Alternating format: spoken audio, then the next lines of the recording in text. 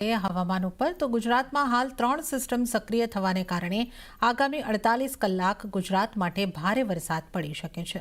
ઉત્તર ગુજરાતમાં અને સૌરાષ્ટ્રમાં ભારે વરસાદની આગાહી કરવામાં આવી છે, જેમાં વીજળીના કડાકા સાથે વરસાદ પડી શકે છે। એટલા માટે માછીમારોને દરિયો ન ખેડવા સૂચના આપવામાં આવી છે।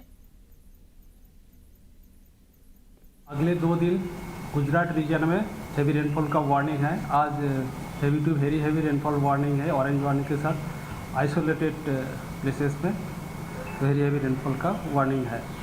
और कल के लिए 15 जुलाई के लिए heavy rainfall warning Gujarat region के लिए दिया गया है। और आज के लिए सौराष्ट्र कच्छ में हेवी रेनफॉल का वार्निंग दिया गया है आइसोलेटेड प्लेसेस में। आज जो district heavy rainfall warning orange warning के साथ आ रहा है, साबरकांठा, अरावली और माहीसागर ऑरेंज वार्निंग के साथ heavy to very heavy rainfall isolated places में। और हेवी रेनफॉल वार्निंग दिया गया है बनासकांठा, महेसाणा, आनंद, पंचमहाल, दाहोद, वडोदरा, नवसारी, वलसाड, दमन और दादरा नगर हवेली के लिए। ત્યારે જ ઉત્તર ગુજરાતમાં મેઘરાજાએ વિસ્ફોટ બેટિંગ કરી, નદીઓ બની ગાંડી તૂર। ઉત્તર ગુજરાતમાં મોડી રાતથી જ વરસાદે મંડાણ કરતા મોટાભાગના જિલ્લામાં જળબંબાકારની સ્થિતિ સર્જાઈ, નદીઓ ગાંડીતુર બની ગઈ। આ દ્રશ્યો અરવલ્લીના ભિલોડાના માલપુરના છે, જ્યાં સવારથી જ મેઘરાજાએ ધબધબાટી બોલાવી, જેથી રોડ પર નદી વહેતી હોય તેવા દ્રશ્યો જોવા મળ્યા। તો ઉપરવાસમાં પડેલા વરસાદને કારણે ભિલોડાની ઇન્દ્રાશી નદીમાં ફરી એકવાર બે કાંઠે વહેતી થઈ, નદીઓ છલકાતા ખેડૂતોમાં ખુશીનો માહોલ છવાયો છે।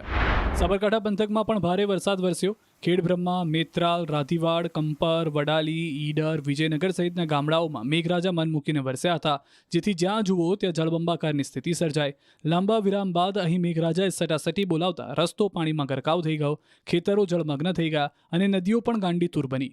પુલ પરથી પાણી વહેતા થતાં રસ્તાઓ બંધ થયા, નીચાણવાળા વિસ્તારોમાં પણ પાણી ભરાયા હતા।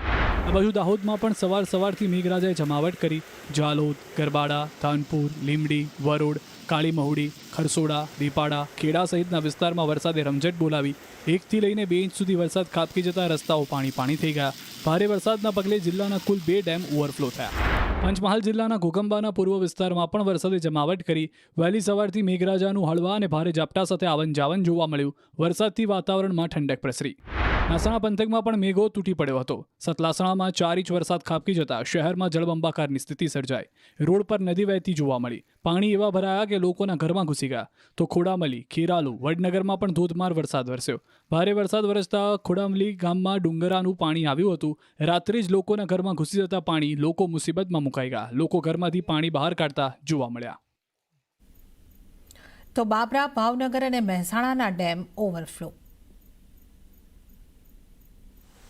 અમરેલીના બાબરા પંથકમાં ભારે વરસાદ પડ્યો છે। ઉપરવાસમાં પણ ભારે વરસાદ વરસ્યો છે, જેથી બાબરાનો રામપરા ડેમ ઓવરફ્લો થયો હતો। બાબરાના કરિયાણા રોડ પર આવેલો રામપરા ડેમ છલોછલ થઈ ગયો। સિઝનમાં બીજી વાર ડેમમાં વિપુલ પ્રમાણમાં પાણીની આવક થઈ।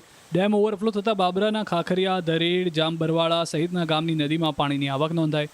મોટાભાગના તળાવો અને ચેકડેમ છલકાયા। ડેમ છલકાતા લોકો પણ મજા માણતા નજરે પડ્યા। ખેડૂતો પણ ખુશ થયા। સિંચાઈની પાણીની સમસ્યા દૂર થઈ। આ તરફ ભાવનગર જિલ્લાની જીવાદોરી સમાન શેત્રુંજી ડેમ સતત ત્રીજી વાર ઓવરફ્લો થયો। પાલીતાણા ખાતે આવેલ શેત્રુંજી ડેમ 100% ભરાયો। શેત્રુંજી ડેમના 20 દરવાજા 1 ફૂટ સુધી ખોલાયા। પાલીતાણાના નીચાણવાળા 17 ગામોને એલર્ટ કરાયા। શેત્રુંજી ડેમમાં હાલ 1800 ક્યુસેક પાણીની આવક થઈ રહી છે। ઉપરવાસમાં પડેલા વરસાદને કારણે શેત્રુંજી ડેમમાં પાણીની આવક વધી છે, જેથી ખેડૂતોમાં ખુશીનો માહોલ છે। તો મહેસાણા પંથકમાં વરસાદને પગલે ધરોઈ ડેમમાં પાણીની આવકમાં વધારો થયો।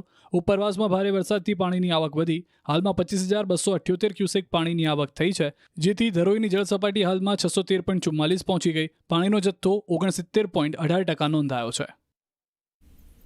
તો સાથે